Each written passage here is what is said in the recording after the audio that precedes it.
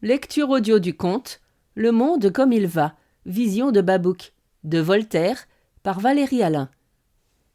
« 1.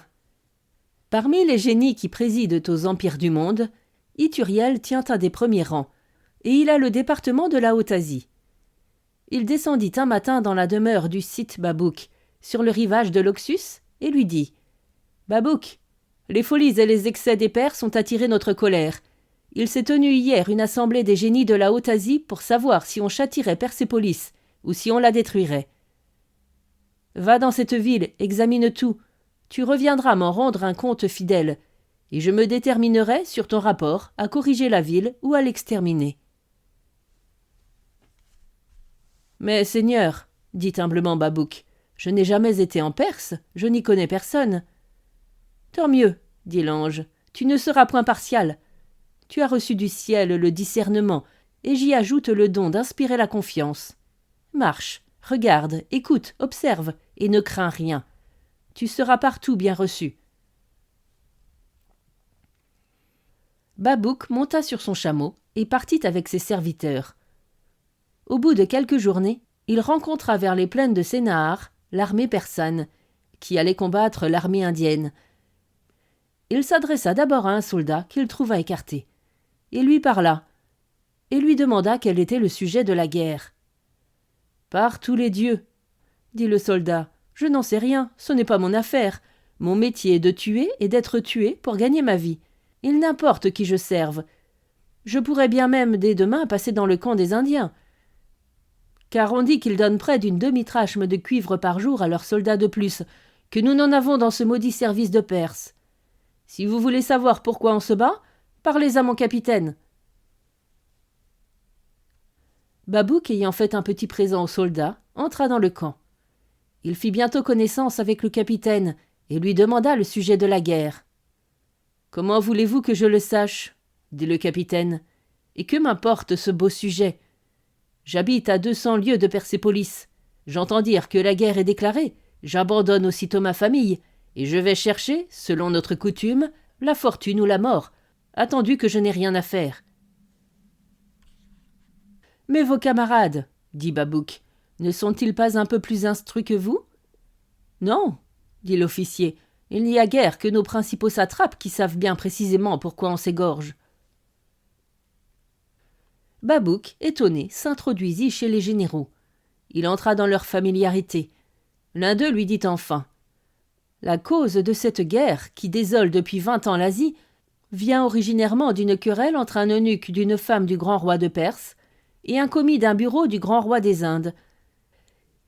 Il s'agissait d'un droit qui revenait à peu près à la 30e partie d'une darique. Le premier ministre des Indes et le nôtre soutinrent dignement les droits de leur maître. La querelle s'échauffa. On mit de part et d'autre en campagne une armée d'1 million de soldats. Il faut recruter cette armée tous les ans de plus de 400 000 hommes.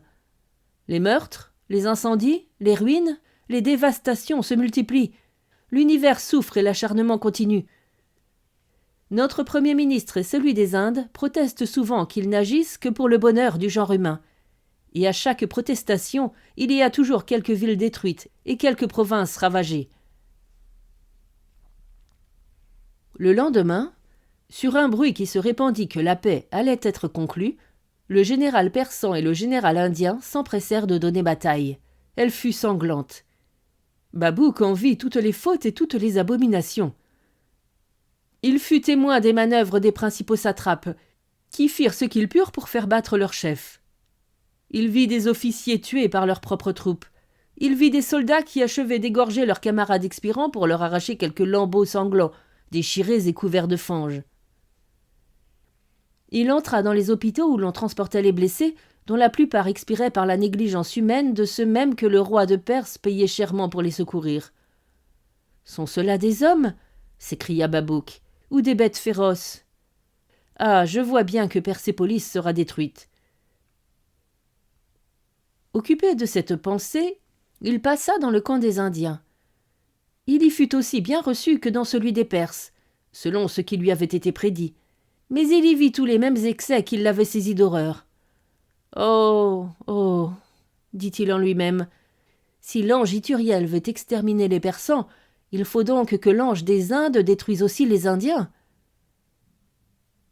S'étant ensuite informé plus en détail de ce qui s'était passé dans l'une et l'autre armée, il apprit des actions de générosité, de grandeur d'âme, d'humanité, qui l'étonnèrent et le ravirent.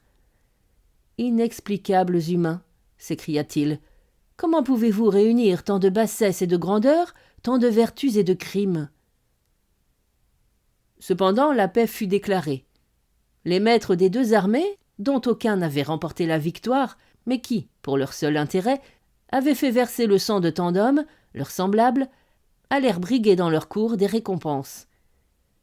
On célébra la paix dans des écrits publics qui n'annonçaient que le retour de la vertu et de la félicité sur la terre. « Dieu soit loué, » dit Babouc. « Persépolis sera le séjour de l'innocence épurée. Elle ne sera point détruite comme le voulaient ces vilains génies. Courons sans tarder dans cette capitale de l'Asie. »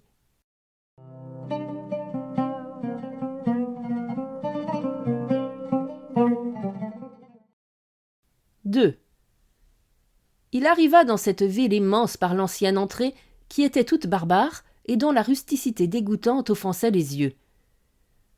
Toute cette partie de la ville se ressentait du temps où elle avait été bâtie, car malgré l'opiniâtreté des hommes à louer l'antique aux dépens du moderne, il faut avouer qu'en tout genre les premiers essais sont toujours grossiers. Babouc se mêla dans la foule d'un peuple composé de ce qu'il y avait de plus sale et de plus laid dans les deux sexes. Cette foule se précipitait d'un air hébété dans un enclos vaste et sombre. Au bourdonnement continuel, au mouvement qu'il y remarqua, à l'argent que quelques personnes donnaient à d'autres pour avoir droit de s'asseoir, il crut être dans un marché où l'on vendait des chaises de paille. Mais bientôt, voyant que plusieurs femmes se mettaient à genoux, en faisant semblant de regarder fixement devant elles et en regardant les hommes de côté, il s'aperçut qu'il était dans un temple. Des voix aigres, rauques, sauvages, discordantes, faisaient retentir la voûte de sons mal articulés qui faisaient le même effet que les voix des onagres quand elles répondent, dans les plaines de Pictave, au cornet à bouquin qui les appelle. Il se bouchait les oreilles. Mais il fut près de se boucher encore les yeux et le nez quand il vit entrer dans ce temple des ouvriers avec des pinces et des pelles. Ils remuèrent une large pierre et jetèrent à droite et à gauche une terre dont s'exhalait une odeur empestée. Ensuite on vint poser un mort dans cette ouverture et on remit la pierre par-dessus. « Quoi » s'écria Babouc. « Ces peuples enterrent leurs morts dans les mêmes lieux où ils adorent la divinité ? Quoi ? Leurs temples sont pavés de cadavres. Je ne m'étonne plus de ces maladies pestilentielles qui désolent souvent Persépolis.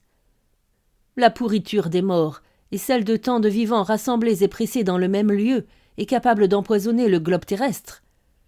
Ah, la vilaine ville que Persépolis ! Apparemment que les anges veulent la détruire pour en rebâtir une plus belle et pour la peupler d'habitants moins malpropres et qui chantent mieux. La Providence peut avoir ses raisons. Laissons-la faire.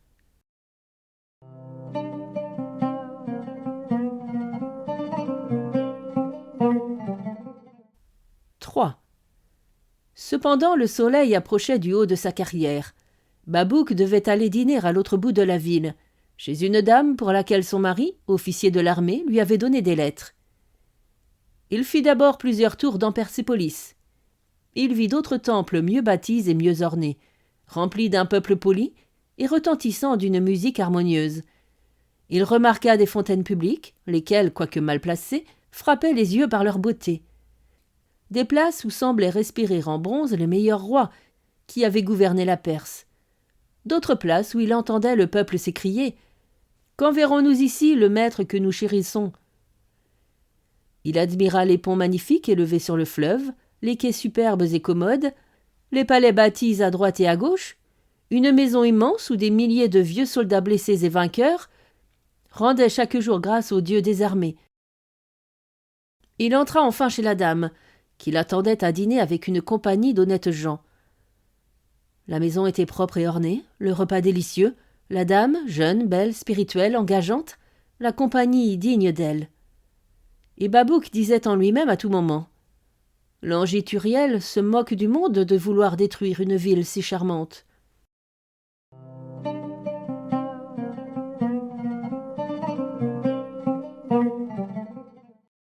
« 4. Cependant, il s'aperçut que la dame, qui avait commencé par lui demander tendrement des nouvelles de son mari, parlait plus tendrement encore sur la fin du repas à un jeune mage. Il vit un magistrat qui, en présence de sa femme, pressait avec vivacité une veuve.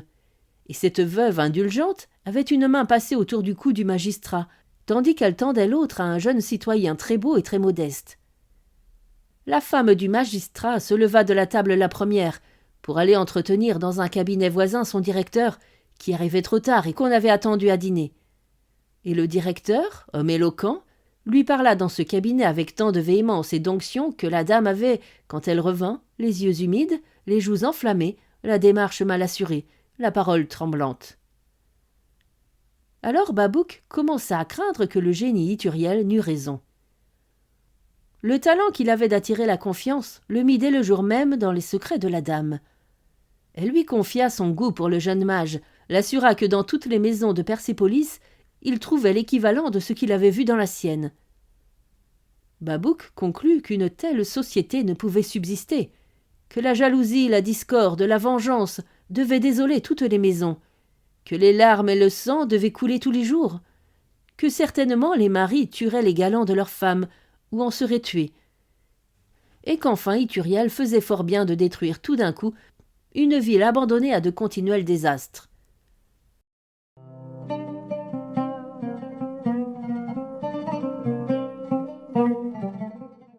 « 5.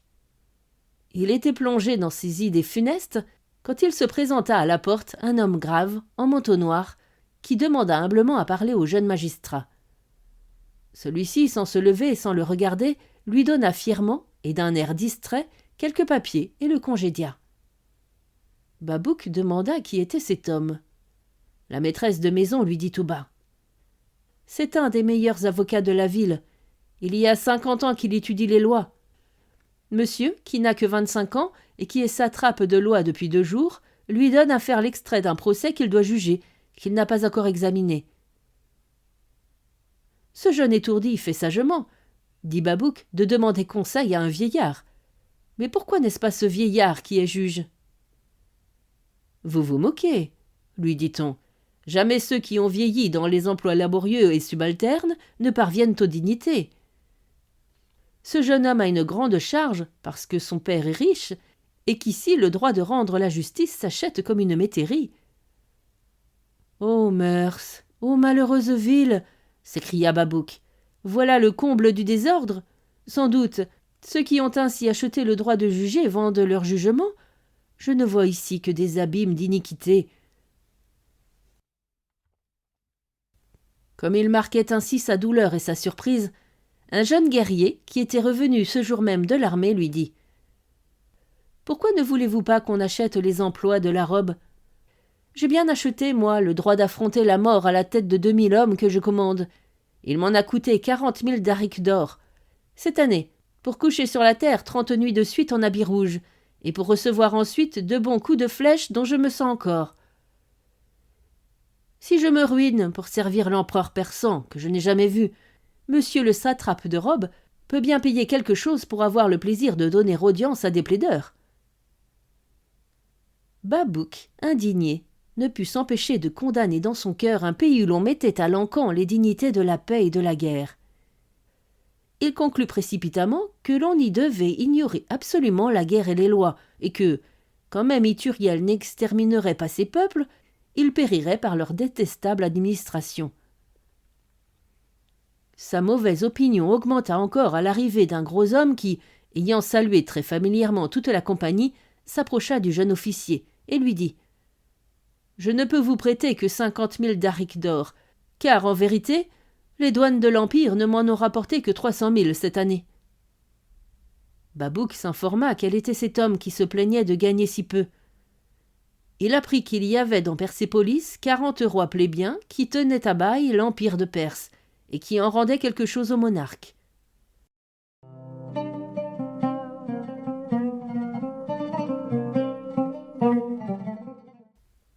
6. Après dîner, il alla dans un des plus superbes temples de la ville. Il s'assit au milieu d'une troupe de femmes et d'hommes qui étaient venus là pour passer le temps. Un mage parut dans une machine élevée, qui parla longtemps du vice et de la vertu. Ce mage divisa en plusieurs parties ce qui n'avait pas besoin d'être divisé. Il prouva méthodiquement tout ce qui était clair. Il enseigna tout ce qu'on savait. Il se passionna froidement et sortit suant et hors d'haleine. Toute l'assemblée alors se réveilla et crut avoir assisté à une instruction. Babouk dit : « Voilà un homme qui a fait de son mieux pour ennuyer 200 ou 300 de ses concitoyens, mais son intention était bonne. Il n'y a pas là de quoi détruire Persépolis. » Au sortir de cette assemblée, on le mena voir une fête publique qu'on donnait tous les jours de l'année. C'était dans une espèce de basilique, au fond de laquelle on voyait un palais. Les plus belles citoyennes de Persépolis, les plus considérables satrapes, rangés avec ordre, formaient un spectacle si beau que Babouk crut d'abord que c'était là toute la fête. 2 ou 3 personnes, qui paraissaient des rois et des reines, parurent bientôt dans le vestibule de ce palais. Leur langage était très différent de celui du peuple. Il était mesuré, harmonieux et sublime. Personne ne dormait. On écoutait dans un profond silence, qui n'était interrompu que par les témoignages de la sensibilité et de l'admiration publique. Le devoir des rois, l'amour de la vertu, les dangers des passions étaient exprimés par des traits si vifs et si touchants que Babouk versa des larmes. Il ne douta pas que ces héros et ces héroïnes, ces rois et ces reines qu'il venait d'entendre, ne fussent les prédicateurs de l'Empire. Il se proposa même d'engager Ithuriel à les faire venir entendre. Bien sûr qu'un tel spectacle les réconcilierait pour jamais avec la ville. Dès que la fête fut finie, il voulut voir la principale reine qui avait débuté dans ce beau palais une morale si noble et si pure. Il se fit introduire chez Sa Majesté. On le mena par un petit escalier au second étage, dans un appartement mal meublé, où il trouva une femme mal vêtue qui lui dit, d'un air noble et pathétique : « Ce métier-ci ne me donne pas de quoi vivre. Un des princes que vous avez vus m'a fait un enfant. J'accoucherai bientôt.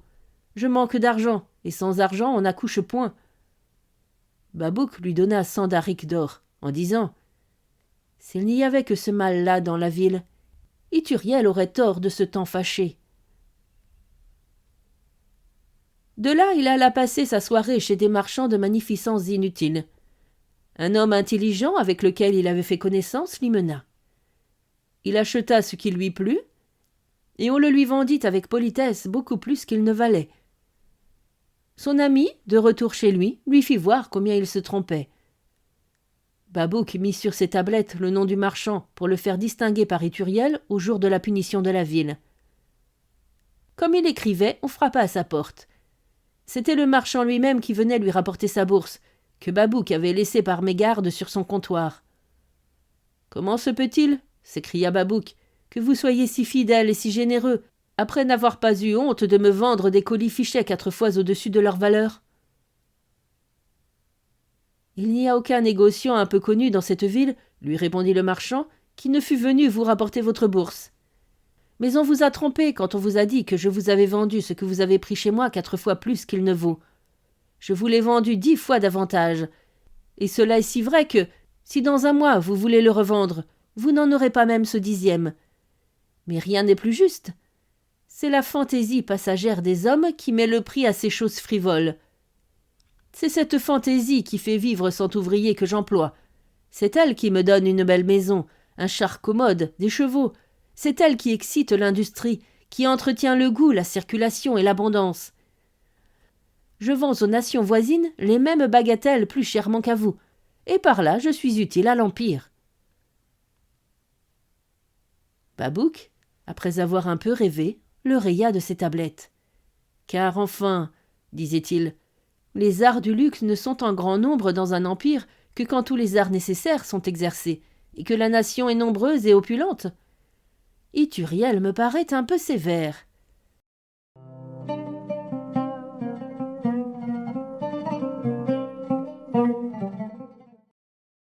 « 7. Babouk, fort incertain sur ce qu'il devait penser de Persépolis, résolut de voir les mages et les lettrés, car les uns étudient la sagesse et les autres la religion. Et il se flatta que ceux-là obtiendraient grâce pour le reste du peuple. Dès le lendemain matin, il se transporta dans un collège de mages. L'archimandrite lui avoua qu'il avait 100 000 écus de rente pour avoir fait vœu de pauvreté, et qu'il exerçait un empire assez étendu en vertu de son vœu d'humilité. Après quoi, il laissa Babouk entre les mains d'un petit frère qui lui fit les honneurs. Tandis que ce frère lui montrait les magnificences de cette maison de pénitence, un bruit se répandit qu'il était venu pour réformer toutes ces maisons. Aussitôt, il reçut des mémoires de chacune d'elles, et les mémoires disaient tous en substance « Conservez-nous et détruisez toutes les autres ». À entendre leurs apologies, ces sociétés étaient toutes nécessaires. À entendre leurs accusations réciproques, elles méritaient toutes d'être anéanties. Il admirait comme il n'y en avait aucune d'elles qui, pour édifier l'univers, ne voulut en avoir l'empire. Alors il se présenta un petit homme qui était un demi-mage, et qui lui dit « Je vois bien que l'œuvre va s'accomplir, car Zerdust est revenu sur la terre. Les petites filles prophétisent en se faisant donner des coups de pincette par devant et le fouet par derrière. Ainsi nous vous demandons votre protection contre le grand lama. »« Comment ?» dit Babouk. « Contre ce pontife roi qui réside au Tibet ?»« Contre lui-même. »« Vous lui faites donc la guerre et vous levez contre lui des armées ?»« Non, mais il dit que l'homme est libre et nous n'en croyons rien. Nous écrivons contre lui de petits livres qu'il ne lit jamais. À peine a-t-il entendu parler de nous. Il nous a seulement fait condamner, comme un maître ordonne qu'on échenille les arbres de ses jardins. » Babouk frémit de la folie de ces hommes qui faisaient profession de sagesse, des intrigues de ceux qui avaient renoncé au monde, de l'ambition et de la convoitise orgueilleuse de ceux qui enseignaient l'humilité et le désintéressement. Il conclut qu'Ithuriel avait de bonnes raisons pour détruire toute cette engeance.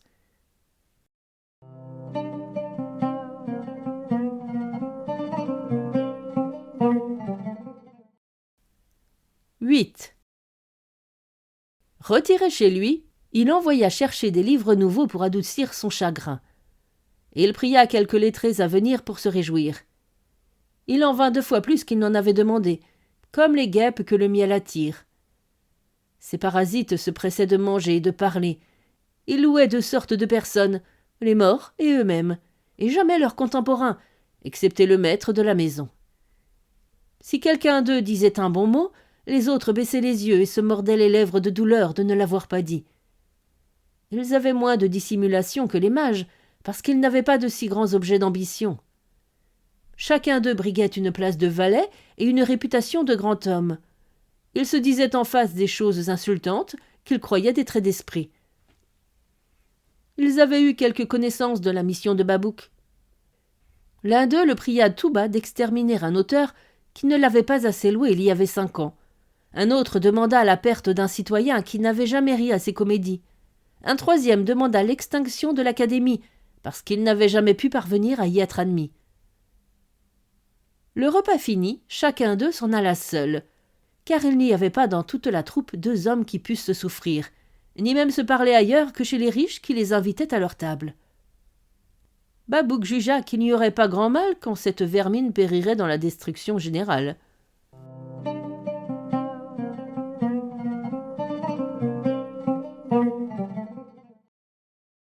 « 9.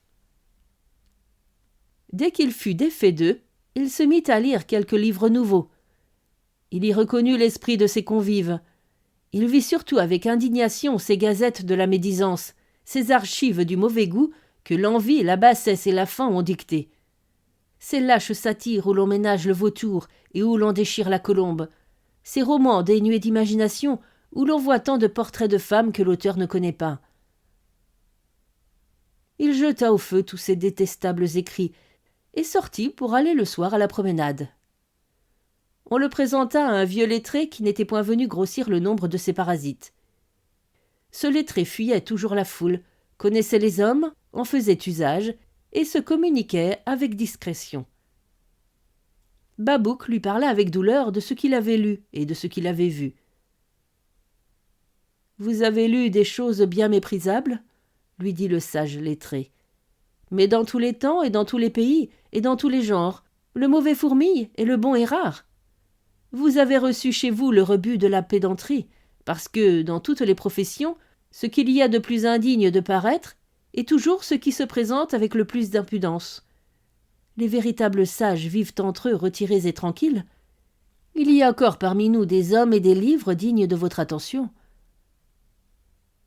Dans le temps qu'ils parlaient ainsi, un autre lettré les joignit. Leurs discours furent si agréables et si instructifs, si élevés au-dessus des préjugés et si conformes à la vertu, que Babouc avoua n'avoir jamais rien entendu de pareil. « Voilà des hommes, disait-il tout bas, à qui l'ange Ithuriel n'osera toucher, ou il sera bien impitoyable. » Raccommodé avec les lettrés, il était toujours en colère contre le reste de la nation. « Vous êtes étranger, lui dit l'homme judicieux qui lui parlait. Les abus se présentent à vos yeux en foule, et le bien qui est caché et qui résulte quelquefois de ces abus mêmes vous échappe. Alors il apprit que parmi les lettrés, il y en avait quelques-uns qui n'étaient pas envieux, et que parmi les mages mêmes, il y en avait de vertueux. Il conclut à la fin que ces grands corps, qui semblaient en se choquant préparer leur commune ruine, étaient au fond des institutions salutaires, que chaque société de mages était un frein à ses rivales, que si ces émules différaient dans quelques opinions, ils enseignaient tous la même morale, qu'ils instruisaient le peuple et qu'ils vivaient soumis aux lois. Semblables aux précepteurs qui veillent sur le fils de la maison, tandis que le maître veille sur eux-mêmes. Il en pratiqua plusieurs et vit des âmes célestes. Il apprit même que parmi les fous qui prétendaient faire la guerre au grand lama, il y avait eu de très grands hommes. Il soupçonna enfin qu'il pourrait bien en être des mœurs de Persépolis comme des édifices, dont les uns lui avaient paru dignes de pitié et les autres l'avaient ravi en admiration.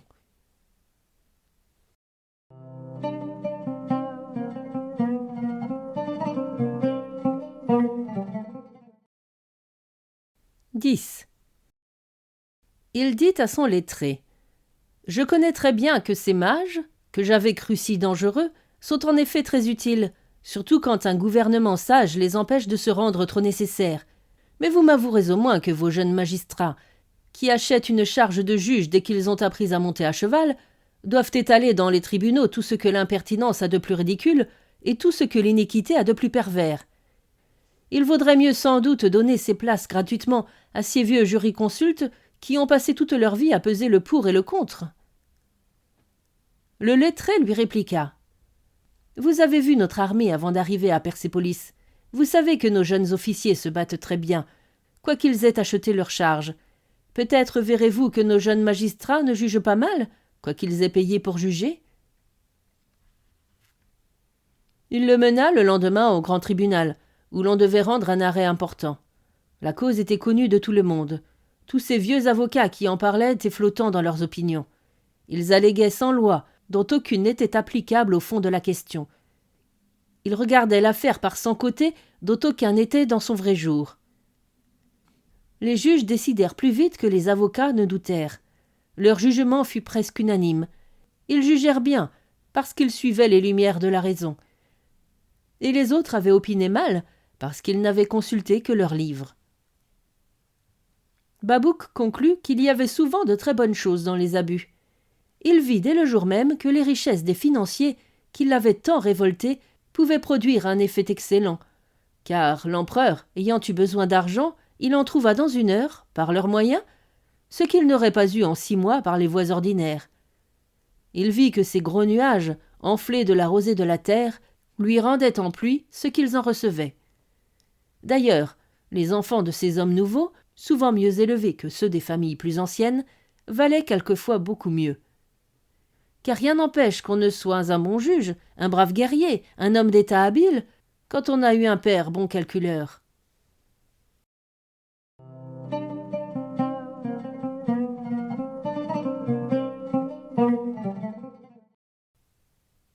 « 11. Insensiblement, Babouc faisait grâce avec l'avidité du financier, qui n'est pas au fond plus avide que les autres hommes, et qui est nécessaire. Il excusait la folie de se ruiner pour juger et pour se battre, folie qui produit de grands magistrats et des héros. Il pardonnait à l'envie des lettrés, parmi lesquels il se trouvait des hommes qui éclairaient le monde. Il se réconciliait avec les mages ambitieux et intrigants, chez lesquels il y avait plus de grandes vertus encore que de petits vices. Mais il lui restait bien des griefs, et surtout les galanteries des dames. Et les désolations qui en devaient être la suite le remplissaient d'inquiétude et d'effroi. Comme il voulait pénétrer dans toutes les conditions humaines, il se fit mener chez un ministre. Mais il tremblait toujours en chemin que quelque femme ne fût assassinée en sa présence par son mari. Arrivé chez l'homme d'État, il resta 2 heures dans l'antichambre sans être annoncé, et 2 heures encore après l'avoir été. Il se promettait bien dans cet intervalle de recommander à l'Anjuriel et le ministre et ses insolents huissiers. L'antichambre était remplie de dames de tout étage, de mages de toutes couleurs, de juges, de marchands, d'officiers, de pédants. Tous se plaignaient du ministre. L'avare et l'usurier disaient « Sans doute cet homme-là pille les provinces ». Le capricieux lui reprochait d'être bizarre. Le voluptueux disait « Il ne songe qu'à ses plaisirs ». L'intrigant se flattait de le voir bientôt perdu par une cabale. Les femmes espéraient qu'on leur donnerait bientôt un ministre plus jeune. Babouc entendait leurs discours. Il ne put s'empêcher de dire « Voilà un homme bienheureux. Il a tous ses ennemis dans son antichambre. Il écrase de son pouvoir ceux qui l'envient. Il voit à ses pieds ceux qui le détestent. » Il entra enfin. Il vit un petit vieillard courbé sous le poids des années et des affaires, mais encore vif et plein d'esprit. Babouc lui plut, et il parut à Babouc un homme estimable. La conversation devint intéressante. Le ministre lui avoua qu'il était un homme très malheureux, qu'il passait pour riche et qu'il était pauvre, qu'on le croyait tout-puissant et qu'il était toujours contredit, qu'il n'avait guère obligé que des ingrats et que dans un travail continuel de 40 années, il n'avait eu à peine un moment de consolation. Babouc en fut touché, et pensa que, si cet homme avait fait des fautes, et si l'ange Ithuriel voulait le punir, il ne fallait pas l'exterminer, mais seulement lui laisser sa place. « 12. Tandis qu'il parlait au ministre, entre brusquement la belle dame chez qui Babouc avait dîné. On voyait dans ses yeux et sur son front les symptômes de la douleur et de la colère. Elle éclata en reproches contre l'homme d'État, elle versa des larmes, elle se plaignit avec amertume de ce qu'on avait refusé à son mari une place où sa naissance lui permettait d'aspirer, et que ses services et ses blessures méritaient. Elle s'exprima avec tant de force, elle mit tant de grâce dans ses plaintes, elle détruisit les objections avec tant d'adresse, elle fit valoir les raisons avec tant d'éloquence, qu'elle ne sortit point de la chambre sans avoir fait la fortune de son mari. Babouc lui donna la main. « Est-il possible, madame, lui dit-il, que vous vous soyez donné toute cette peine pour un homme que vous n'aimez point et dont vous avez tout à craindre ?»« Un homme que je n'aime point, s'écria-t-elle. Sachez que mon mari est le meilleur ami que j'ai au monde, qu'il n'y a rien que je ne lui sacrifie, hors mon amant, et qu'il ferait tout pour moi, hors de quitter sa maîtresse. Je veux vous la faire connaître. C'est une femme charmante, pleine d'esprit et du meilleur caractère du monde. Nous soupons ensemble ce soir avec mon mari et mon petit mage. Venez partager notre joie. » La dame mena Babouc chez elle. Le mari, qui était enfin arrivé, plongé dans la douleur, revit sa femme avec des transports d'allégresse et de reconnaissance. Il embrassait tour à tour sa femme, sa maîtresse, le petit mage, et Babouc. L'union, la gaieté, l'esprit et les grâces furent l'âme de ce repas. « Apprenez, » lui dit la belle dame chez laquelle il soupait, « que celles qu'on appelle quelquefois de malhonnêtes femmes ont presque toujours le mérite d'un très honnête homme. Et pour vous en convaincre, venez demain dîner avec moi chez la belle Théone. Il y a quelques vieilles vestales qui la déchirent, mais elle fait plus de bien qu'elles toutes ensemble. Elle ne commettrait pas une légère injustice pour le plus grand intérêt. Elle ne donne jamais à son amant que des conseils généreux. Elle n'est occupée que de sa gloire. Il rougirait devant elle s'il avait laissé échapper une occasion de faire du bien, car rien n'encourage plus aux actions vertueuses que d'avoir pour témoin et pour juge de sa conduite une maîtresse dont on veut mériter l'estime. Babouk ne manqua pas au rendez-vous. Il vit une maison où régnaient tous les plaisirs. Théone régnait sur eux. Elle savait parler à chacun son langage. Son esprit naturel mettait à son aise celui des autres. Elle plaisait sans presque le vouloir. Elle était aussi aimable que bienfaisante, et, ce qui augmentait le prix de toutes ses bonnes qualités, elle était belle. Babouk, tout cite et tout envoyé qu'il était d'un génie, s'aperçut que, s'il restait encore à Persépolis, il oublierait Ithuriel pour Théone. Il s'affectionnait à la ville, dont le peuple était poli, doux et bienfaisant, quoique léger, médisant et plein de vanité. Il craignait que Persépolis ne fût condamnée. Il craignait même le compte qu'il allait rendre. Voici comment il s'y prit pour rendre ce compte. Il fit faire par le meilleur fondeur de la ville une petite statue composée de tous les métaux, des terres et des pierres les plus précieuses et les plus viles. Il la porta à Ithuriel. « Casserez-vous, dit-il, cette jolie statue parce que tout n'y est pas or et diamant ?» Ithuriel entendit à demi-mot.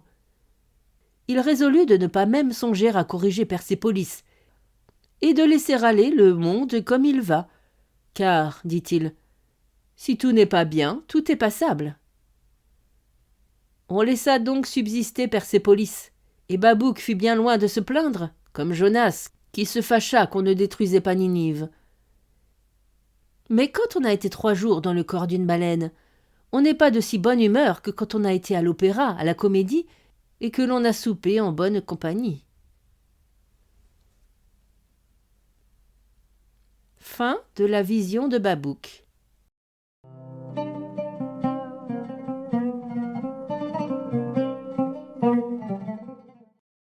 Fin de la lecture du conte Le monde comme il va, vision de Babouk.